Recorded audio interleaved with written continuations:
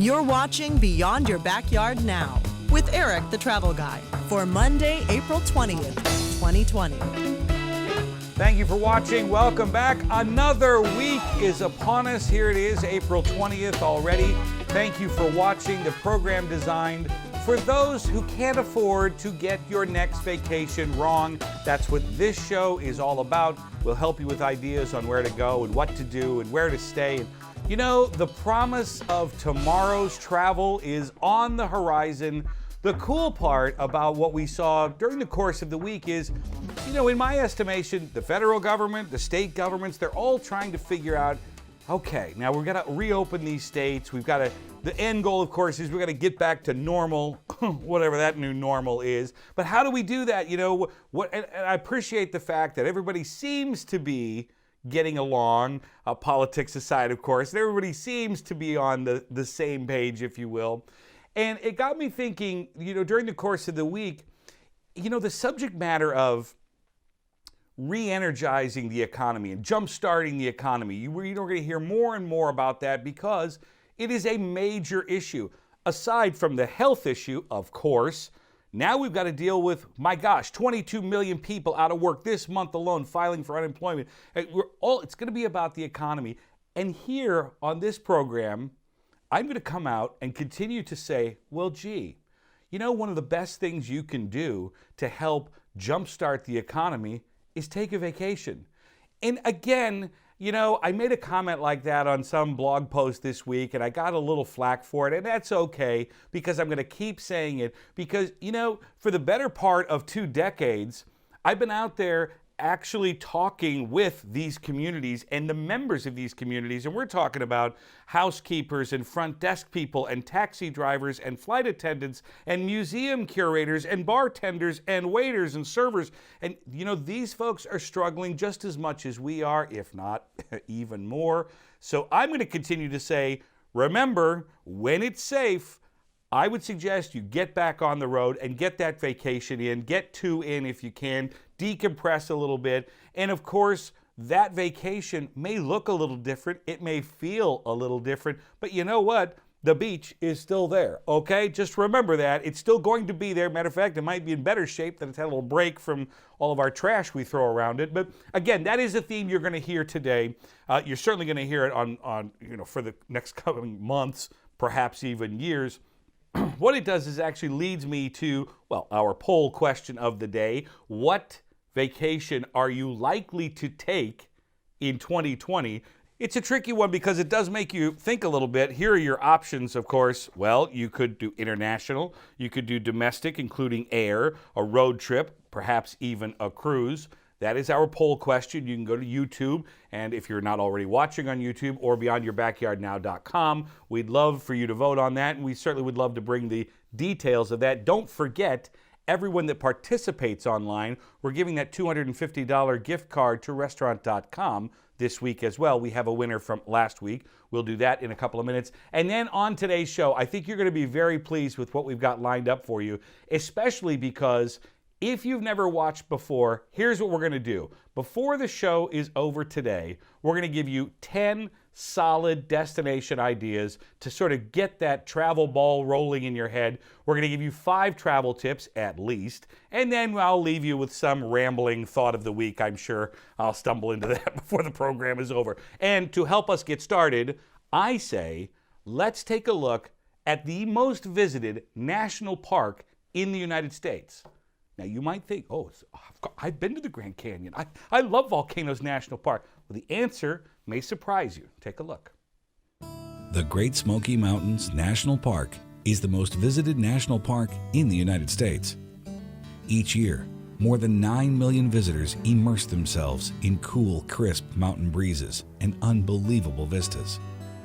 Part of the Appalachian Mountain Range, it's hard to miss the Smokies along the Tennessee-North Carolina border. The name Smoky comes from the natural fog that often hangs over the range and appears as large smoke plumes from a distance. Native Americans have likely been hunting in the Great Smoky Mountains for more than 14,000 years. The national park officially opened in 1934, and in 2006, the Great Smoky Mountains Heritage Center opened in Townsend, Tennessee, Whitewater rafting, tubing, and Dollywood are all popular attractions during most of the year. And at night, treat your family to a view of the stars in this serene and unique American destination known simply as the Smokies. Good news once again on this program. Erica Richter is here. She's the Director of Communications for the American Society of Travel Advisors, more commonly known as ASTA. We call that around the shop here. ASTA, of course, being the leading organization for travel advisors, the travel industry, and the traveling public. She joins us on the Zoom. Erica, good to see you again. It's great to see you. First of all, what is a travel advisor? I think we should start there. A travel advisor is your best friend when you're trying to plan a vacation. They are your advocate first and foremost. So if something were to go wrong, they have your back. But not only that, they help you along the booking process, and they're there for you every step of the way because they have access to information. They have access to relationships that would take you a lifetime to build. And they're advisors because they're more than just agents these days. They're more than just transactional agents. They are really advisors that will help you make the most of your time because time is money.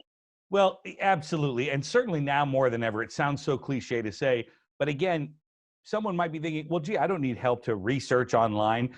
But again, once we start doing that research, it's like, oh my gosh, there's a billion pages on this subject matter. And you just have to tap out because you can't take it anymore. That is where an advisor probably will have a lot of questions about your vacation you're trying to plan, I would think, right? Exactly. You know, I did a test a few days ago. I Googled trips to Paris, and Google came back with over 3 billion results in 90 seconds, and Google was very proud of that. Thank you, Google. But good luck with that, you know? And some people like to spend time in the black hole of the internet, and right now, some people have a lot of time to do that, but we know that that's because travelers are looking for a new perspective and they're very eager to explore the world again. But a travel advisor can help you sift through all of that information and help you make sense of it so you're getting the best value for your vacation time. Is a travel advisor free? It depends. Okay. It really depends on the kind of vacation. Where are you going? How many people are traveling with you?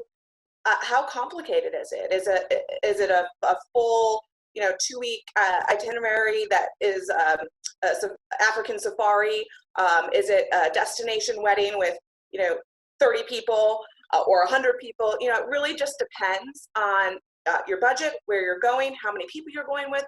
But even if you do have a planning fee associated with working with the travel advisor, it comes back in value add that they provide. Right. And that planning fee can range from nothing to $100. It really just depends. It does. And that is one of those questions that perhaps, starting a new BFF relationship with a travel advisor that maybe you don't know, that you got a referral from a friend, chances are someone watching right now has, if they don't have an advisor already, they know somebody who does. They just may not know that they do. And when you start that new relationship, it's okay to ask that. It's okay to say, hey, Claudette, how do you make money? Because she will tell you. Exactly. And it's always a good idea to ask up front. And remember, travel advisors do free consultations as well. So if you're curious and you just want a trip quote, come on over to ASTA, to the American Society of Travel Advisors. We have a trip quote function on our website if you just want to explore. And, developing that relationship with the travel advisor is going to be hopefully a lifelong relationship. Right. Again, I think people, they think, oh my gosh, that's a travel agent. I thought I thought that industry died 30 years ago. And you know what? That part of the industry travel agents who are really the reason of the name change. We don't call them travel agents anymore because they truly are advisors. They're not just agents of, here are our products and services and you should just go on one of them. Because we have access to all this information, they have really become sort of destination experts or experience experts. And you guys take that seriously about listen, if you don't know what you're talking about, that's not something that you can be selling until you get certified to do so. Absolutely. And that's why our travel advisors we have a verified travel advisor program because we want to make sure that we're putting professionalism front and center. And the travel ecosystem has changed so much. And travel agents at the time survived the internet, and they will continue to evolve and change, but their purpose is very centered on the client and connecting travelers to the world in a very meaningful way, beyond the internet, beyond the simple bucket list that people are trying to tick off. And it's because of those relationships that advisors have that provide the access that not every traveler can get on their own. We always like to say you can't VIP yourself, but a travel advisor can. But that also brings up the final point that I wanted to talk about today too, is that, we start talking about homogenizing the travel product out there, whether it be, cruises or airfare or all-inclusives. There's product out there that is to be sold and that can be purchased. And we just make the assumption that because there's 9 million pages on Paris alone, that we're going to find all that travel product. And the dirty little secret, of course, is that a lot of that travel product that is for sale is not available online. And sometimes it's available through certain advisors. Isn't that about accurate? Exactly. And not all travel is the same. So travel advisors, some of them specialize in cruises. I don't know why anyone would ever book their own cruise. There are so many things that go along with cruise, from air to shore excursions to there's a lot that goes into it. Mm-hmm. Working with an advisor helps you sort through all of that, and they've got the back end access of everything. So they know it all, and they can help put that together for you. So that's cruises. But then there are advisors that specialize in destination weddings, honeymoons. There are advisors that specialize in multi-generational family travel. So if you ever wanted to do a family vacation, please don't do that on your own. Right now, what would you say to someone who is, at the house still, no haircut, running out of hair gel faster than we can say George Washington? What would you tell someone right now? What is the best thing they can do to include travel? Keep dreaming. Think about that new perspective that you're looking forward to, and call a travel advisor because they're ready to dream with you. They are. And if you want to help a small business, 98% of travel advisors are small businesses, according to the SBA. And 2/3 of them are female owned and operated. Wow. And they are happy to take your call and talk about all things travel. It can kind of be like a travel therapist at this point. So if you're looking for both, and it's good to keep that future forward perspective, because travel will rebound, but you're going to want to have an advocate along the way. You're going to want to have somebody that can help you, because everyone's personal level of risk tolerance is going to be different. Everyone's travel dreams are going to look different. Everyone's going to have a different approach when it's safe to travel. And so by establishing a relationship with a travel advisor now, you can prepare yourself for when you're ready to travel in the future. Maybe, just maybe, Delta and American and United and the rest of them will finally get rid of the middle seat. Maybe. I hope you're watching. Sure that wouldn't cost that much. Erica, thank you for this. It's always good to talk with you. I always learn something every time I talk with you. Thank you for having me. Anytime. I'll see you here. You'll still be here. I will still be here. You'll be here at the end of the show, at the end of the day, at the end of the week. Yep.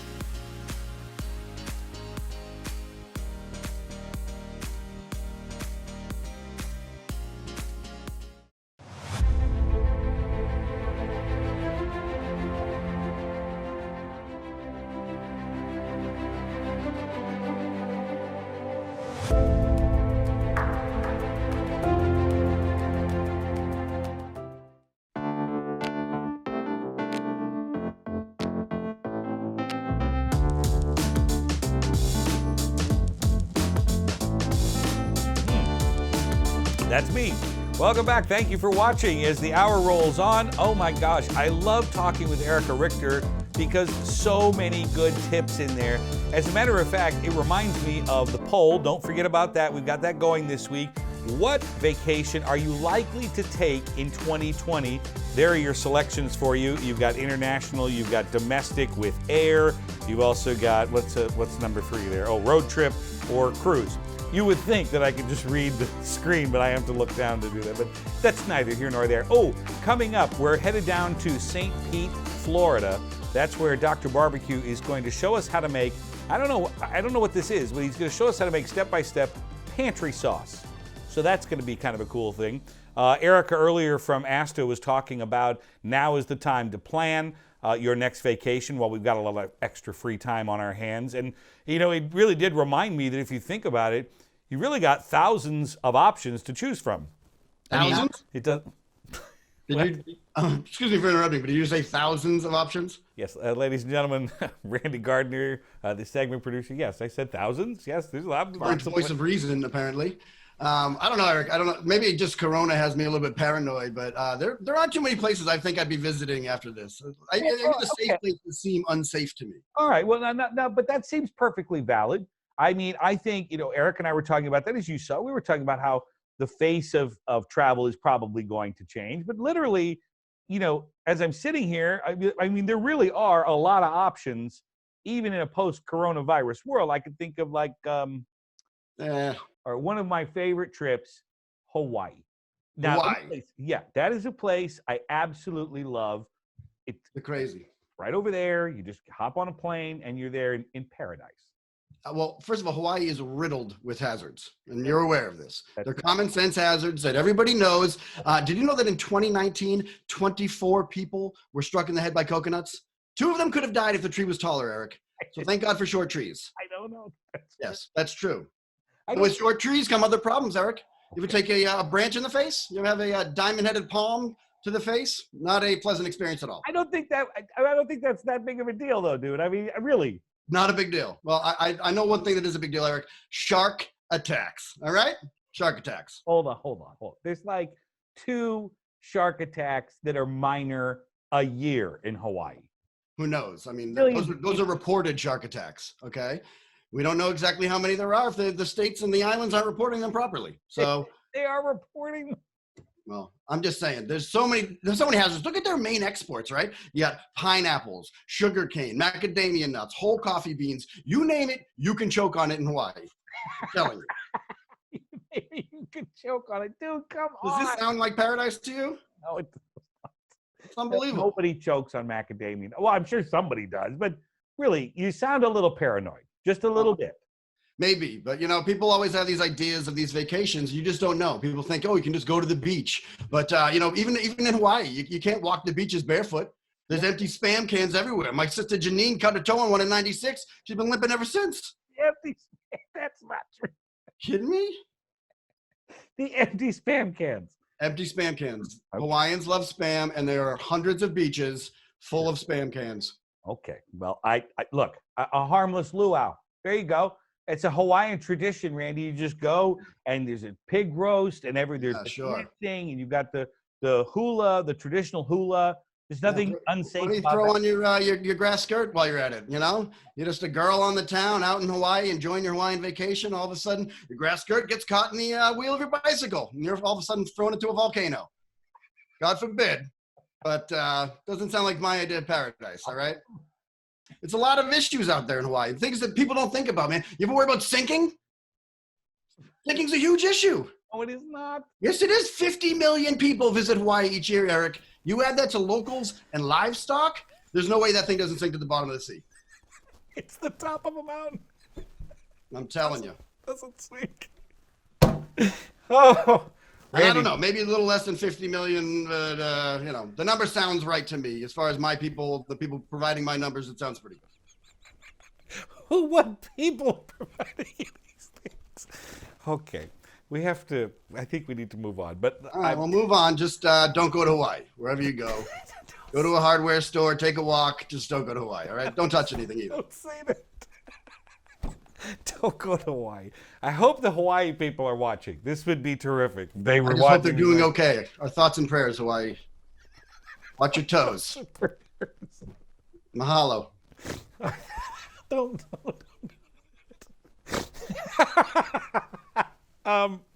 Okay, we have to move on.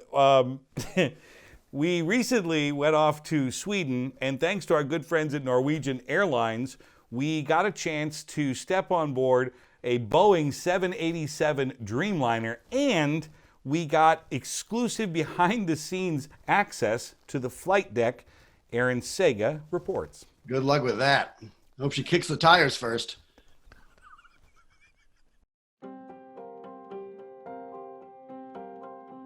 This is John F. Kennedy International Airport on a typical evening.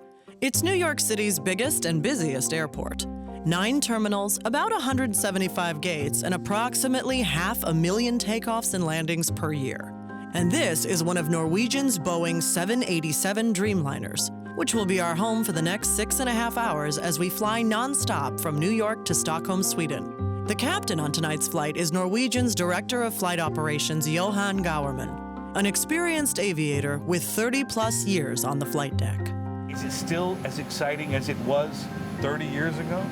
It is actually. It is because the Mother Nature is just changing all the time, and you have to the challenge with the weather and the environment and new technologies and so on. It is really. I still. It's like a child almost. While our cast and crew arrived at JFK about 3 hours before our scheduled departure, as we do for any international flight, the Norwegian flight crew of 8 arrived about 90 minutes before pushback. When you start planning a flight and you know you're going to do a flight, yes. When do you start thinking about that flight? I think about it when I wake up at the crew hotel. We download the flight plan to our iPad. That's that time I start looking at the fuel figures, look at the weather, the routing, the aircraft, and so on. Norwegian is considered a low-cost carrier in the industry. No frills, if you will. But while we might be skipping the caviar, passengers enjoy paying only for what they choose, which makes flying longer distances more accessible and more affordable. But the #1 expense of a flight to any airline is fuel, and the Dreamliner is considered one of the most fuel-efficient aircrafts in the sky and one of the most technologically advanced in the industry. As takeoff drew closer, the captain invited us to the flight deck. The modern aircraft, the latest ones have the head-up display. Wow. But you need to be right here to see the display here, and that is pretty much the same as we have here, but it's in green. But it's in green. Can I look in there? Yeah, sure. What do I see? It's almost like a fighter pilot. Yeah. Oh my gosh. Tonight, this flight will be flying at 38,000 feet at 84% of the speed of sound with a good tailwind. Because this is considered a shorter long-haul flight, the captain and first officer will handle the flying duties. For longer long-haul flights, additional flight crew members are on board and operate the aircraft on a rotating schedule. And this secret compartment is so the off-duty flight crew can rest and relax out of public view. On the Dreamliner, flight attendants have a similar secret room at the back of the aircraft. When you have strong winds, the advantage is that you have a shorter flight time, but the disadvantage, there might be some chops. But when I looked at the chart today, it is quite smooth actually. Nice and smooth. But still, there might be some small chops.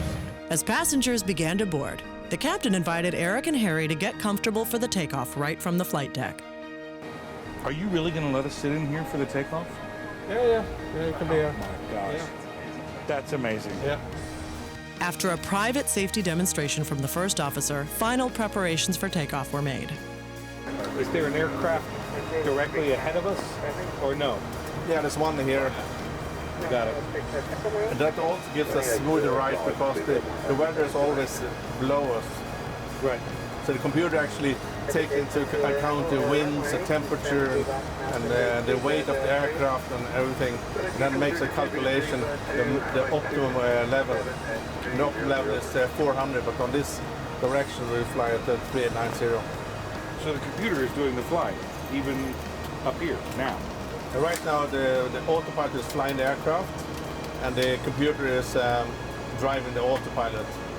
Does the computer know what runway we're landing on? Yes, because that's all programmed in the system. Got it. It knows the runway, it knows the minimums, it knows the speeds. We'd been planning this trip for months, and my heart began to beat just a little faster as we talked with the tower, taxied, and then took to the skies at 160 knots in the calm of a clear September night. While some pilots, flight attendants, and other aviation experts may not think twice about a seemingly ordinary takeoff, for us, it was a moment in time from the city in the sky we'll never forget.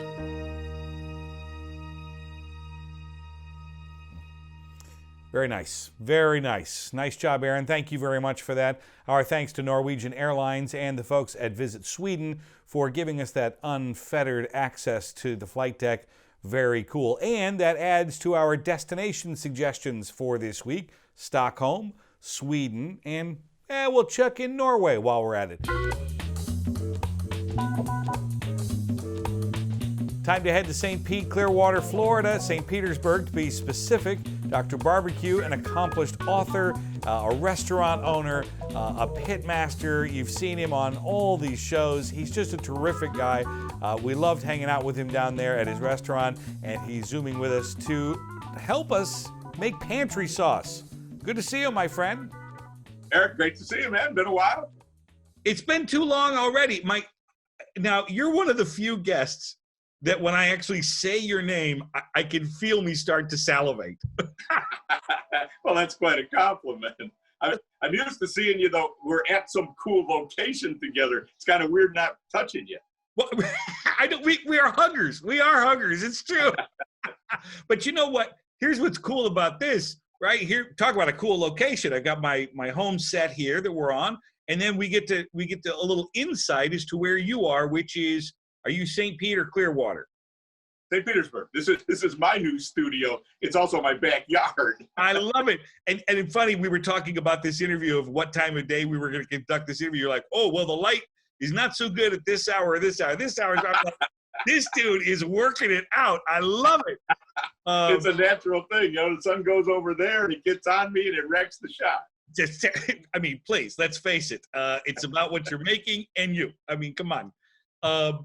We were talking last week about what can you do at the house? How can you start to tackle these challenges?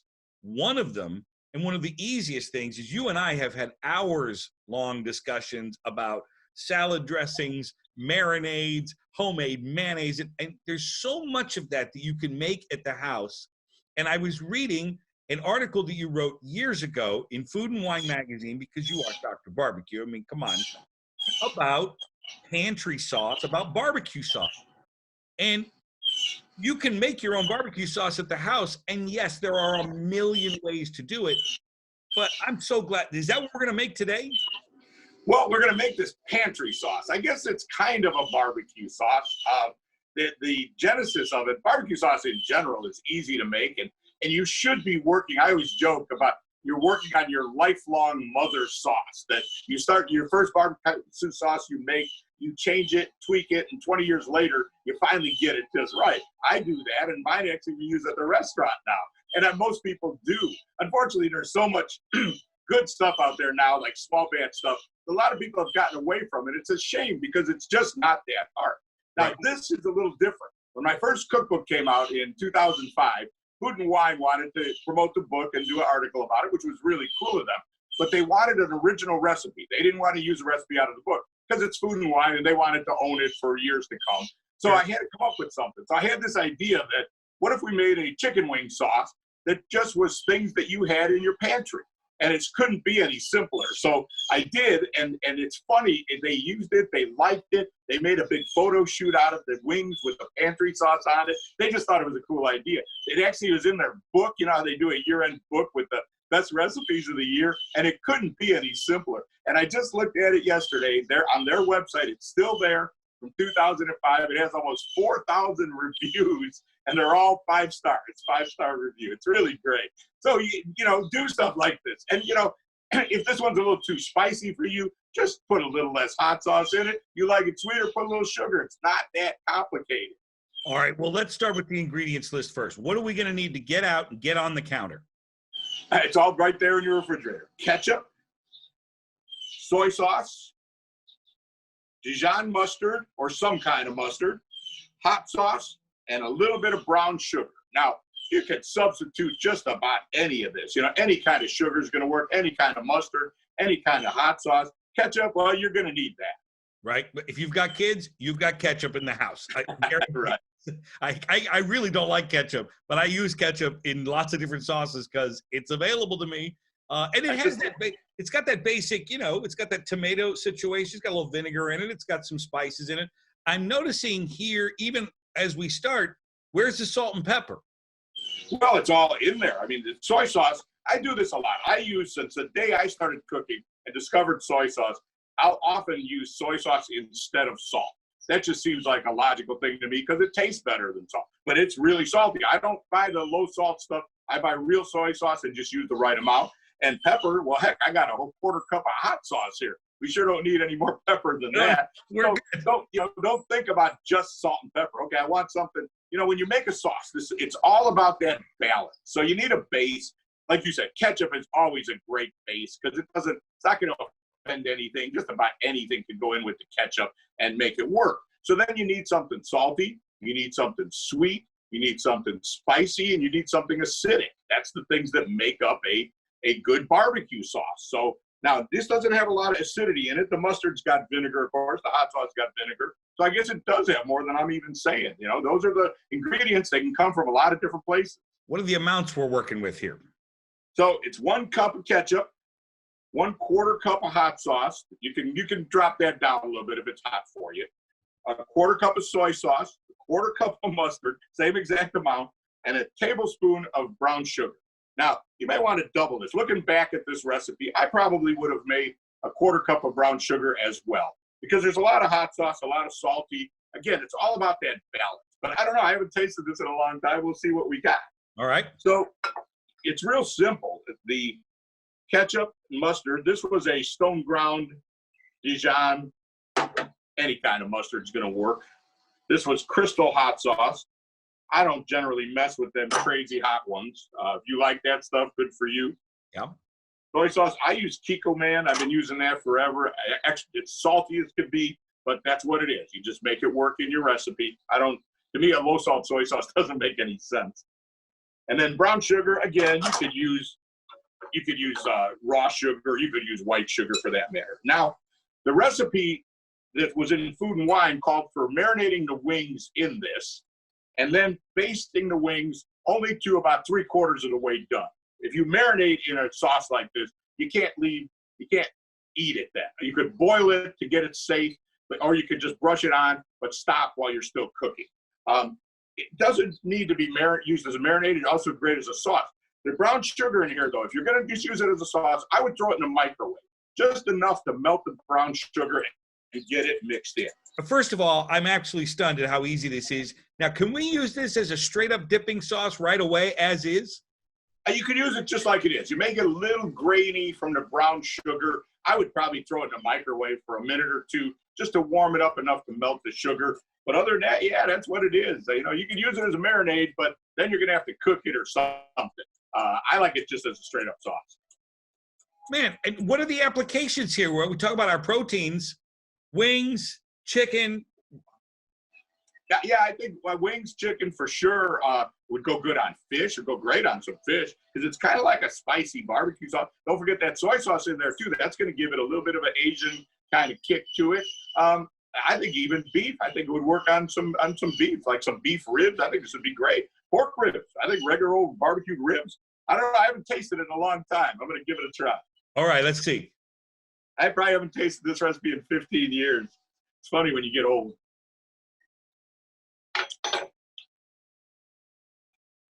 The balance is really good. I don't know if I would add some more sugar because I'm not trying to make a sweet barbecue sauce.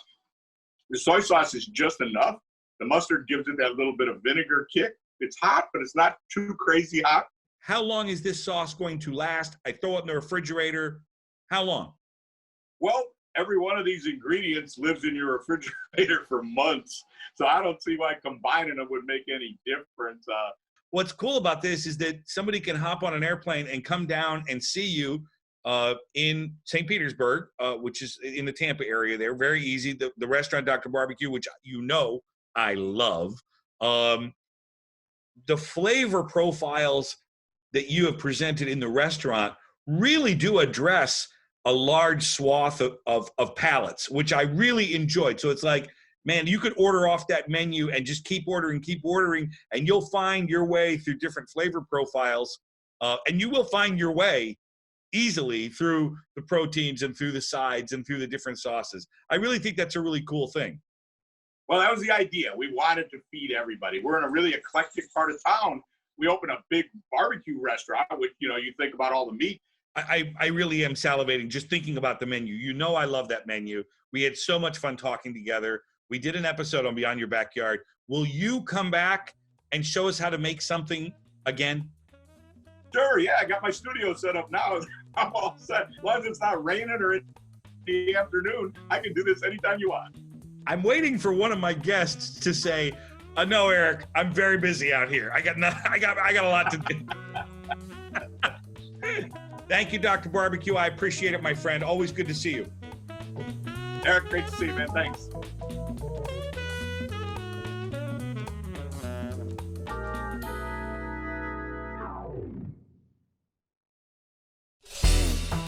You're watching Beyond Your Backyard now with Erik the Travel Guy for Monday, April 20th, 2020. Thank you, Aaron. We are at our halfway point. The show rolls on. It is Beyond Your Backyard now for April 20th. Thank you for being here.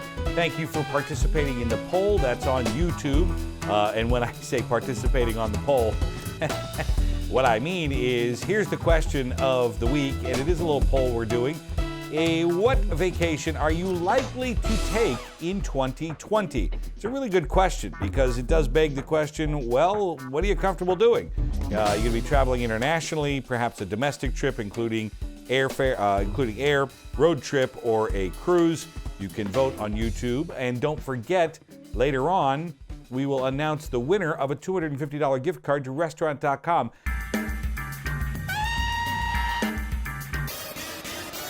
Marquita Kiefer is here. She is from Visit Winston-Salem, North Carolina. Marquita, it's good to have you here and nice to see you. So nice to be seen by you. Thank you haven't aged a bit since I saw you 4 months ago, I think it was. November 4th.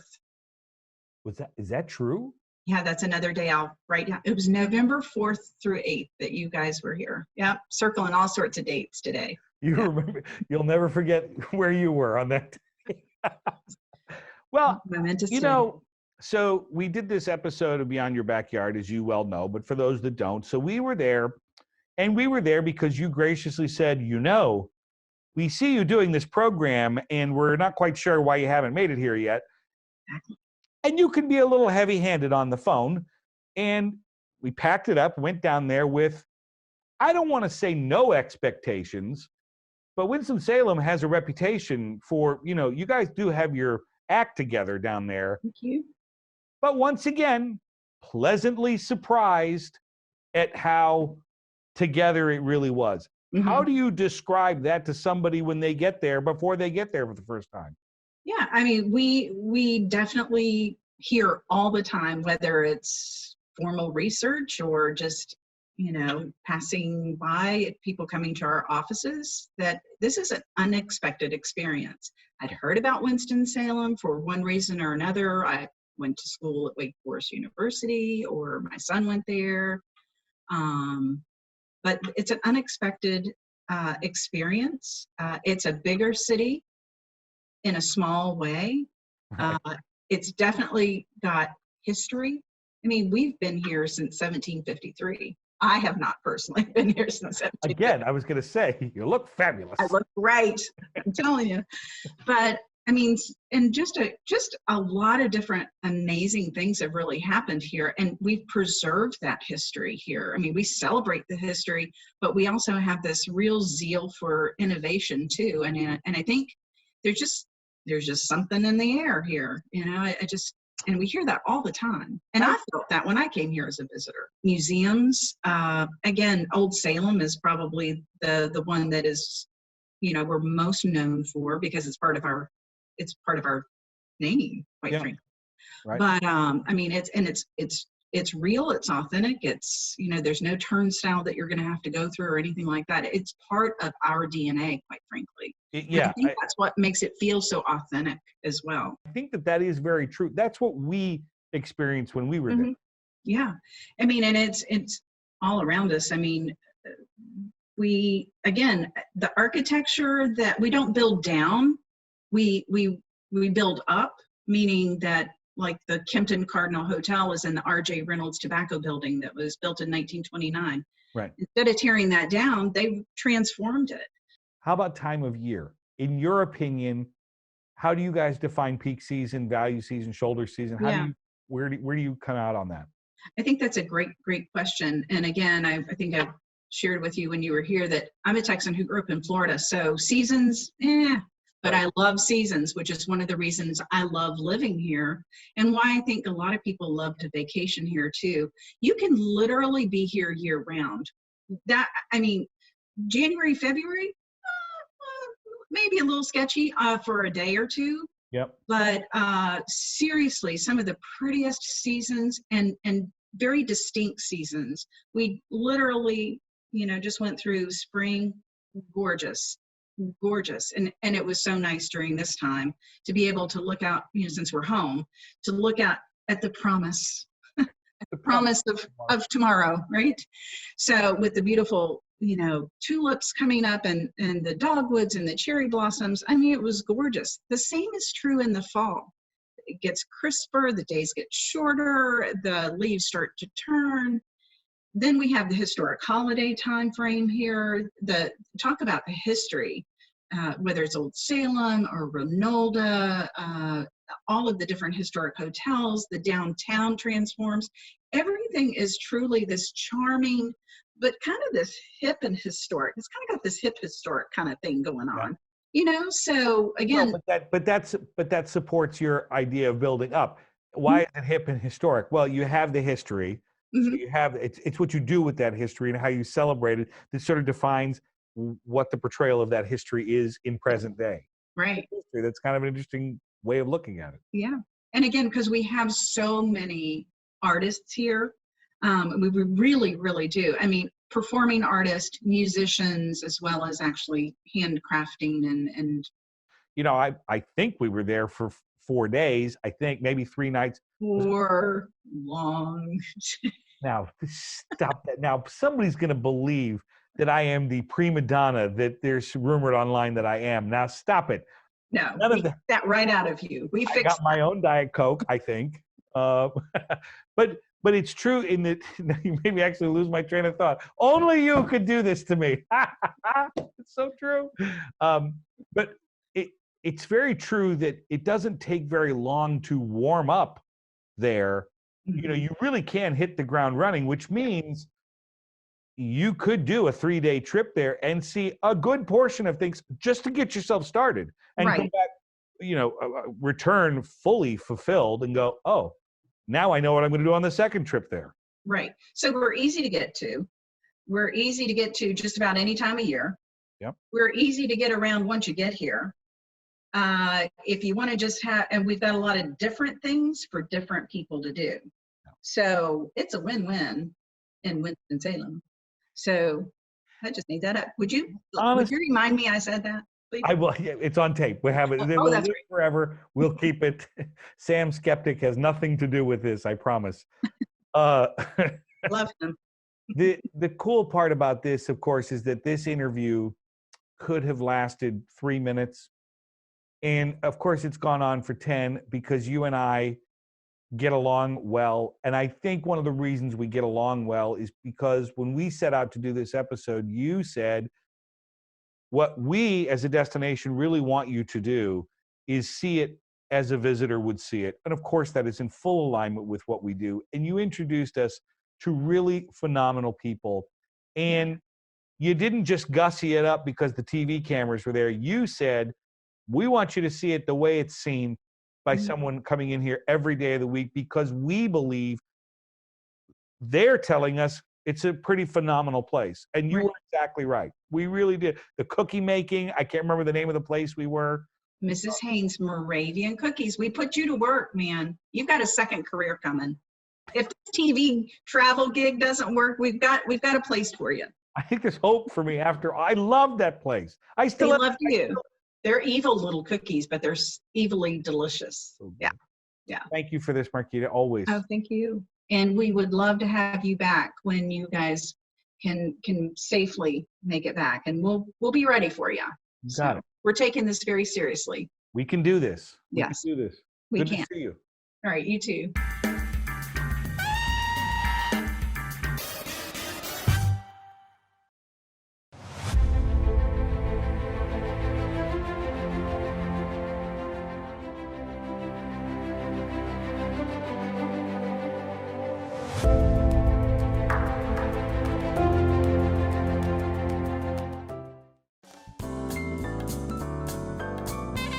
I am Erik the Travel Guy. Travel tip number 332 out of 360 for those of you scoring at home, or if you're by yourself. All right, now this is some strange subject matter, but stay with me on this, okay? It has to do with what you can and what you can't take from a hotel room as a souvenir. We've all grabbed the conditioner, the shampoo from time to time if there's a little extra, and that's just fine and perfectly acceptable. But really, you have to consider some of these items actually are tracked and they will appear on your bill after the fact. I'm talking about, of course, robes, slippers, umbrellas, things that you might not think might show up on your bill. They might. So the bottom line is leave the items in your hotel room, save the souvenir shopping for downtown. I'm Erik the Travel Guy. Thank you for watching.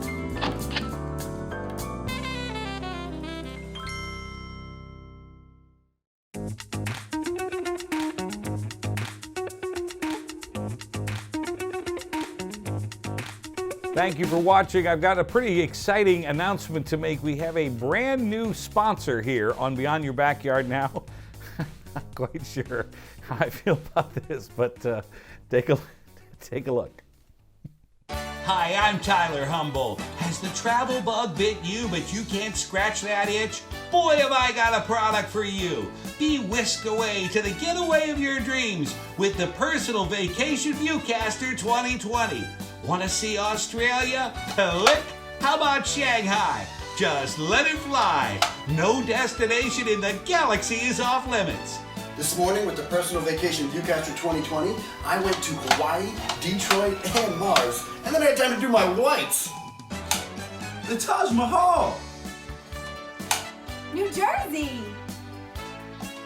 Got someone special you're locked down with? Do they like going places? Well, if they wash their hands first, you can show them the world. Paris for my birthday? Babe, you remembered. You might think that this antique ticket to the world would cost a fortune. Not so. You can take home this little slice of freedom for just 18 monthly payments of $23.95. See us online at See the World Now with the Personal Vacation Viewcaster 2020.com. Do it today because you ain't going anywhere tomorrow. Oh, God. I didn't know it was going to look like that. It's pretty good. Thank you, guys. That's okay. That's pretty awesome.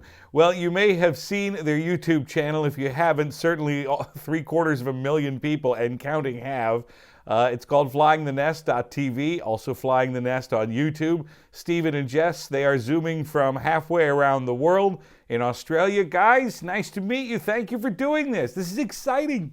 Oh, thank you so much. Thank you so much for having us, Erik. We really appreciate it. Well, you know, I was looking forward to talking with you guys because based on what I've read, you see, it appears to me as though you have actually done something that most people really want to do, but never have the courage to do. And did I get this right? You actually bought one-way tickets when you got started? Is that right? Yes. Yeah, that's correct. Yes, I mean, we've actually been together for maybe, coming on 14 years now? Yes. Yes, so we've done a lot together. And back in the day, we used to love traveling as much as possible. So when we were at school, university, we used to just book little trips here and there. And once we finished up studying our degrees, we were, getting into the grind, going into our full-time jobs. And I think we had a lot of pressures to buy a house, get married, start popping out the kids. And I think that just would kind of just freaked us out a little bit. So we ended up quitting our dream jobs and booking a one-way flight from Australia all the way to Hawaii with the goal of traveling full-time for a full year. And how did that work out? Because I think it went a little longer than a year. Yeah, it went a bit longer. So after the year was over, we went home. And then that's when we realized, okay, we would love to make travel our career. And so then we took off again. And yeah, it's been, we're in our 6th year now of traveling. All right, hold on. See, now, I'm sorry. I realize this is a short interview. Was there like an actual moment where you said, we don't know if it's going to work out, but we're going to do this? Was there an actual moment in time, or was it gradual? Yeah, I feel like there was a moment in time, and it was on the flight home. Yes. Because that's when it hit us that we were going home, and I said to Stephen, like, I want to do this forever. Like, I loved the year so much. And at the time we had started a YouTube channel, but we didn't really have many people watching. But that's when we were like, let's just keep going, keep filming, keep practicing our skills, and let's try and do travel videography and YouTube as a job. And it took a lot of work. Yeah, I think it took 3 years of making no money and just putting anything we made back into travel.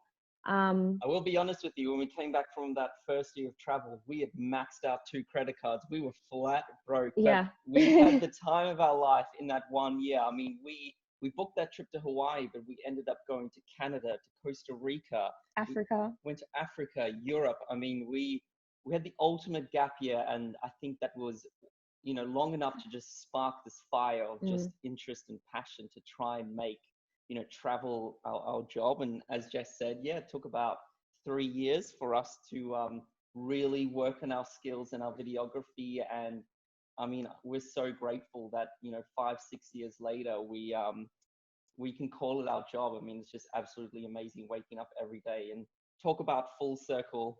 We're actually expecting our first baby, which was the pressures of the the first year on why we decided to quit everything. And now we've so everything's gonna all of it, and you have time to do that too. I mean, superheroes. I am totally just when I thought I couldn't be more impressed. Then that happened.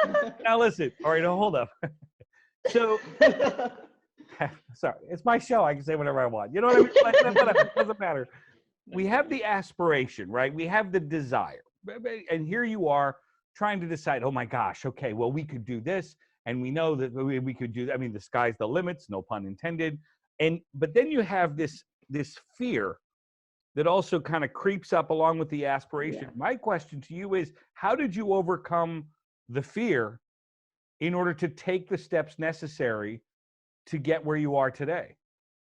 Well, that's a very good question. And I think anything with the fear, you just got to take baby steps. I mean, I know a full year gap year sounds like a very big baby step initially, but I suppose in the lead up, we were doing 1-week trips to Indonesia. We even did like a little 5-week trip to America. And I think there was just those little build-ups and, burning those little, fires inside of you and trying to get rid of those fears. And I think sometimes you've just got to jump in the deep end. I mean, we were sitting there in 2013 and we were thinking, we don't just want to keep working at our desk job and we don't want to keep, going down this pathway. We said, okay, we're going to regret this for the rest of our lives. Let's just, jump in the deep end and just try going somewhere new.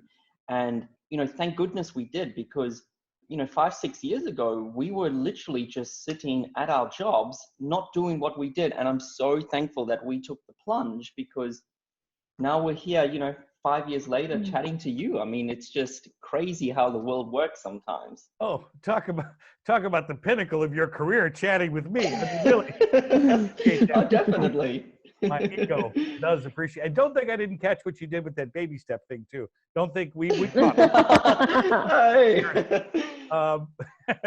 But there is something to be said for, and this is a theme that we've talked, with others that do what you do, and certainly similar to what we do. And you have this wonderful job, yet on the surface, people kind of go, "Really? That's what you do for a living? That's not a real job."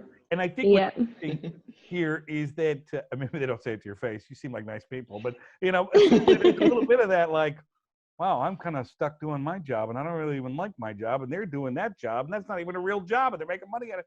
But I guess the unsung hero is the tremendous amount of work that it takes to look like you're on vacation for a living. I suppose such a great time. I mean, not necessarily right now, but I mean, before all of this, it's just such an incredible time to travel because it's never been cheaper. There's so many resources out there. I mean, you can tune into, for example, your show. You can also tune into YouTube, blogs. You can go on TripAdvisor. I mean, we now have things like Uber, so you don't have to go try to find a taxi. We have maps right on our phones. So I do feel like crazy, it's definitely less stressful than it was, I'm sure, back even when you started traveling. Yes. Well, they had invented the wheel back then already. It was a new invention. But not Airbnb. Not Uber Eats. Here, just still says 32 though, so I couldn't be happy about that.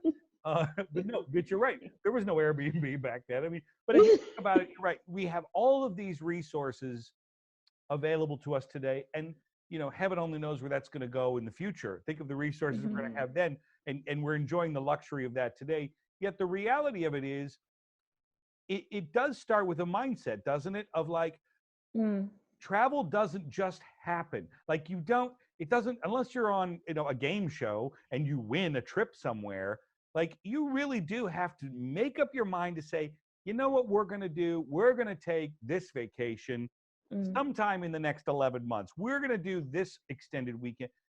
And that does come from within, because almost immediately, unless it's free, which let's face it, nothing is free.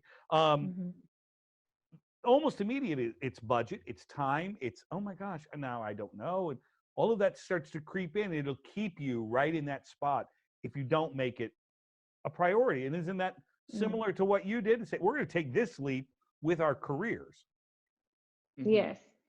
Yeah, no, definitely. I think it's as you were saying, it's a mindset. It's just making sure you want to do this and, you know, picking out a place. I mean, we get so many inspirations for where we want to travel. I mean, you know, one time we saw a music video clip, I mean, 7 years ago, and I think it was Flow Rider jumping out of a plane, but we were like, where is he doing that? We realized it was Dubai. So that's when we were like, yep, this is where we're going to skydive. We're going to skydive like Flow Rider over Dubai. And that's what we did. Yeah, I mean, yeah, there's just so many different places so these days to get inspirations from. Where are you guys planning on going next? Can I ask about that? Is that a lot? Yeah, of course. The people have instructed what I can and can't talk about here. Oh, really? We missed that memo. Well, yes, we had big plans because, of course, we're about to have a baby. So we were going to be home anyway at this point. But we were hoping that by the time we were in September and she's 3 months old, that we wanted to go away and start experiencing what travel is like with a baby. Yes, so this next trip is not just like our first trip since being in, you know, at our house for an extended period of time, but it's our first trip as a little family. So, but we had plans. We wanted to go to Japan, Canada, and South Africa. Yeah. So we'll see if that still happens. Yeah, we still have an Airbnb booked over Christmas in South Africa that we haven't cancelled yet because there's that little string of hope of being able to do it. So that's the plan, and hopefully we can do it. All right, now listen, guys, you are awesome. Will you please come back and give me a progress update? Because yes, you really are awesome. And congratulations. When did you say you're due?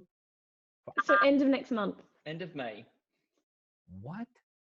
I thought that early on. Maybe I didn't even hear. My gosh, this is epic. If you could get it on like the 16th.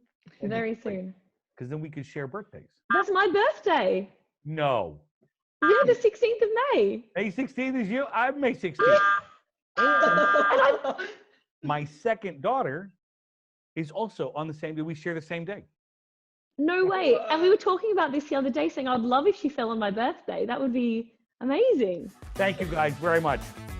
Thank you so much. We really appreciate it.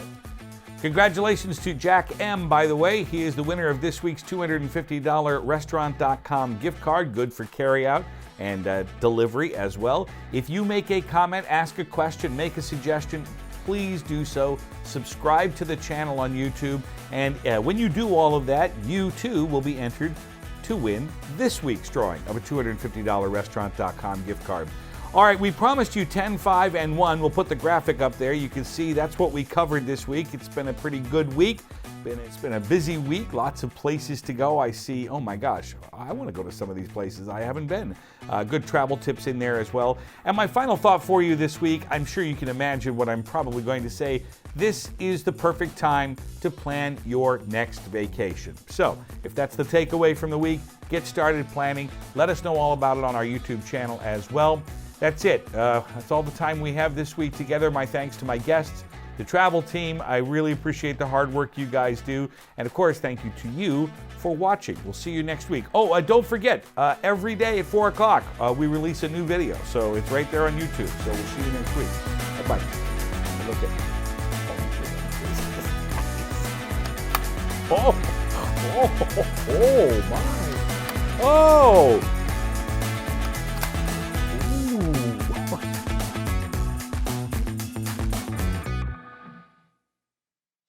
Hey guys, this channel is a celebration of all things travel, so hit that subscribe button.